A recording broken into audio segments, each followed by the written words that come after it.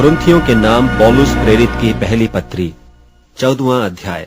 प्रेम का अनुकरण करो और आत्मिक वरदानों की भी धुन में रहो, विशेष करके यह कि भविष्यवाणी करो, क्योंकि जो अन्य भाषा में बातें करता है वह मनुष्यों से नहीं परंतु परमेश्वर से बातें करता है, इसलिए कि उसकी कोई नहीं समझता, क्योंकि वह भेद की बातें आत्मा में होकर बोलता है।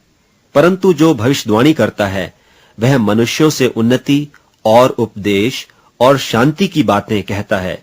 जो अन्य भाषा में बातें करता है वह अपनी ही उन्नति करता है, परंतु जो भविष्यवाणी करता है वह कलीसिया की उन्नति करता है।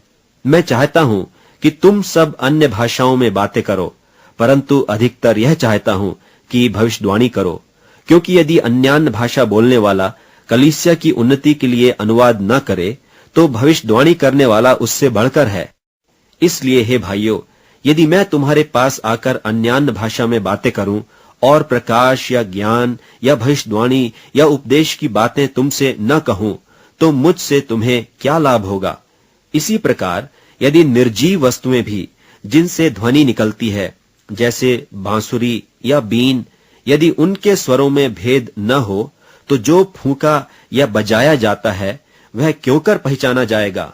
और यदि तुरही का शब्द साफ न हो तो कौन लड़ाई के लिए तैयारी करेगा। ऐसे ही तुम भी यदि जीभ से साफ साफ बातें न कहो तो जो कुछ कहा जाता है वह क्यों कर समझा जाएगा।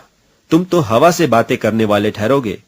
जगत में कितने ही प्रकार की भाषाएं क्यों न हो, परंतु उनमें से कोई भी बिना अर्थ की न होगी। इसलिए यदि मैं किसी भाषा का अर्थ न समझूं तो बोलने वाले की दृष्टि में परदेशी ठहरूंगा और बोलने वाला मेरी दृष्टि में परदेशी ठहरेगा। इसलिए तुम भी जब आत्मिक वरदानों की धुन में हो तो ऐसा प्रयत्न करो कि तुम्हारे वरदानों की उन्नति से कलीसिया की उन्नति हो। इस कारण जो अन्य भाषा बोले तो वह प्रार्थना करे कि उसका अनुवाद भी कर सके। इसलिए यदि मैं अन्य भाषा में प्रार्थना करूं तो मेरी आत्मा प्रार्थना करती है, परंतु मेरी बुद्धि काम नहीं देती। सो क्या करना चाहिए? मैं आत्मा से भी प्रार्थना करूंगा और बुद्धि से भी प्रार्थना करूंगा। मैं आत्मा से गाऊंगा और बुद्धि से भी गाऊंगा। नहीं तो यदि तू आत्मा ही से धन्यवाद करेगा तो फिर अज्ञानी तेरे धन्यवाद पर आमीन क्यों कर कहेगा, इसलिए कि वह तो नहीं जानता कि तू क्या कहता है। तू तो भली भांति से धन्यवाद करता है, परंतु दूसरे की उन्नति नहीं होती।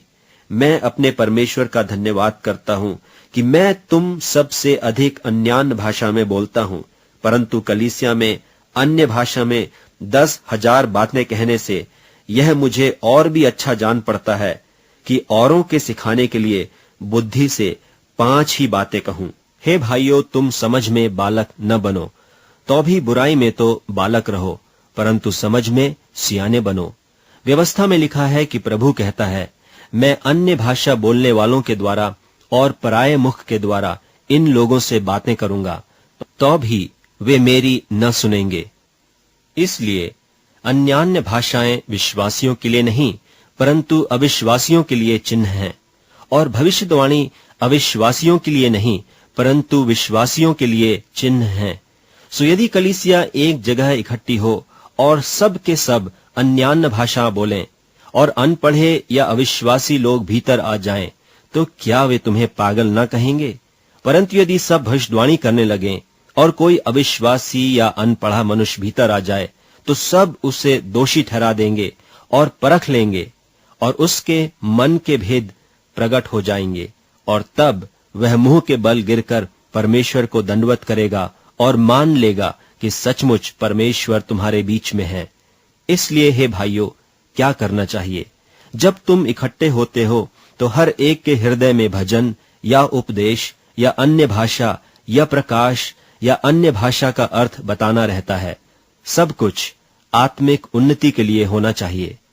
यदि अन्य भाषा में बातें करनी हो तो 2-2 या बहुत हो तो 3-3 जन बारी बारी बोलें और एक व्यक्ति अनुवाद करे। परंतु यदि अनुवाद करने वाला न हो तो अन्य भाषा बोलने वाला कलीसिया में शांत रहे और अपने मन से और परमेश्वर से बातें करे। भविष्यद्वक्ताओं में से 2 या 3 बोलें और शेष लोग उनके वचन को परखें।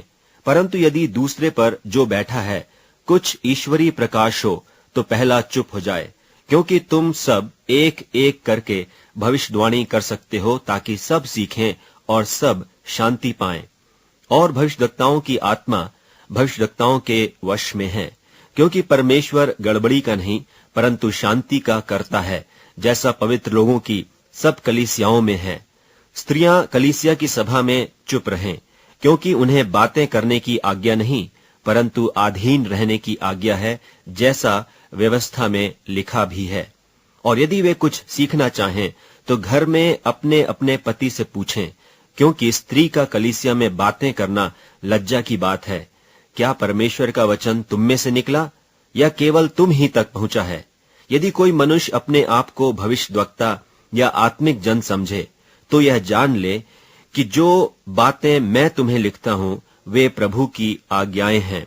परंतु यदि कोई न जाने तो न जाने। सो हे भाइयों, भविष्यवाणी करने की धुन में रहो और अन्य भाषा बोलने से मना न करो, पर सारी बातें सभ्यता और क्रमानुसार की जाएं।